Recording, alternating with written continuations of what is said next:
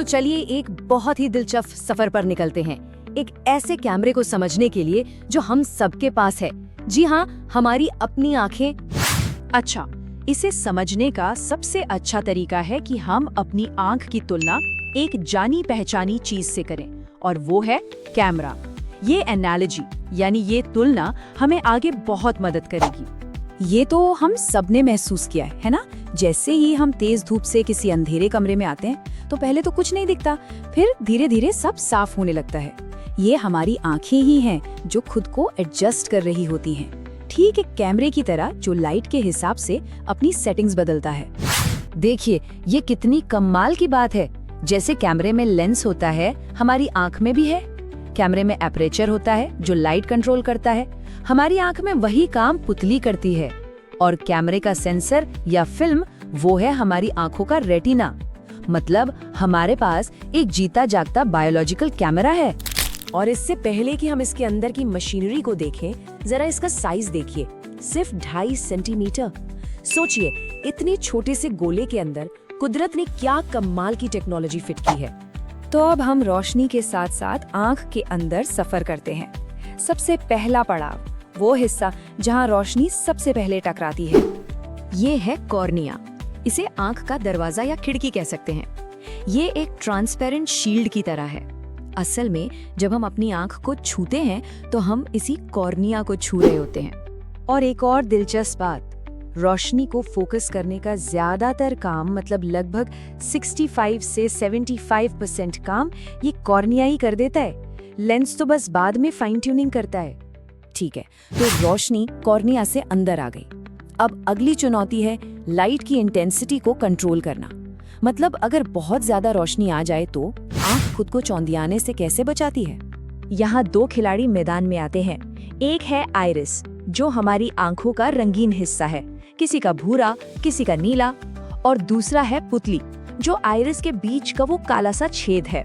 अब देखिए होता क्या है, जब रोशनी बहुत तेज होती है तो आइरिस सिकुड़कर पुतली को छोटा कर देता है ताकि कम लाइट अंदर जाए। और जब हम अंधेरे में होते हैं तो आइरिस फैलकर पुतली को बड़ा कर देता है ताकि ज्यादा से ज्यादा रोशनी अंदर आ सके और हम देख पाएं। ये पूरा सिस्टम पूरी तरह से ऑटोमेटिक है।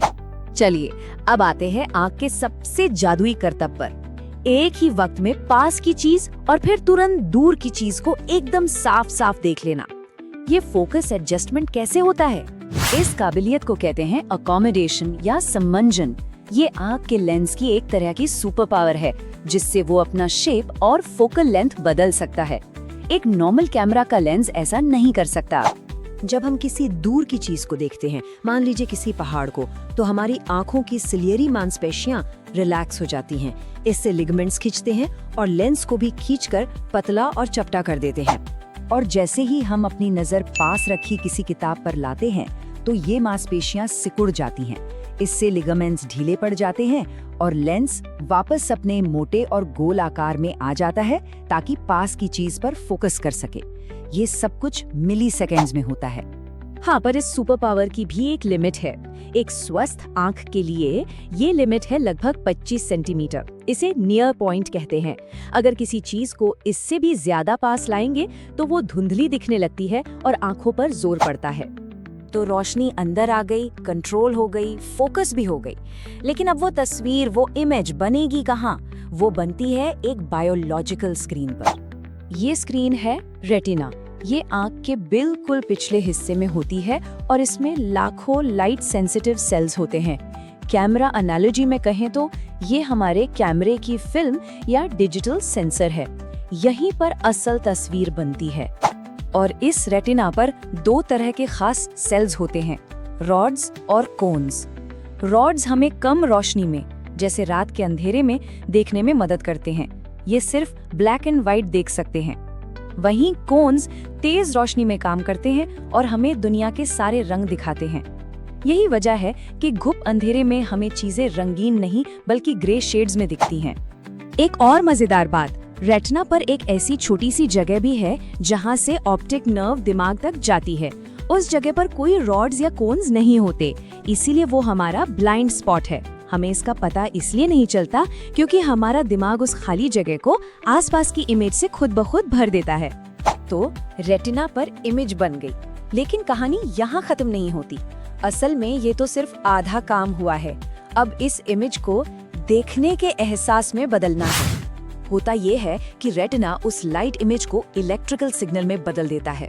फिर ऑप्टिक नर्व इन सिग्नल्स को एक केबल की तरह हमारे दिमाग तक ले जाती है और फिर असली जादू हमारा दिमाग करता है, जो इन सिग्नल्स को प्रोसेस करके वो तस्वीर बनाता है जिसे हम देखना कहते हैं। और अब एक ऐसी बात जो शायद थोड़ा चौंका दे, हमारे रेटिना पर जो तस्वीर बनती है वो असल में उल्टी होती है।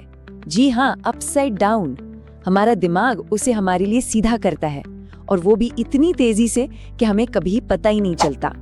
और ये बात हमें एक बड़े ही गहरे सवाल पर लाकर छोड़ देती है।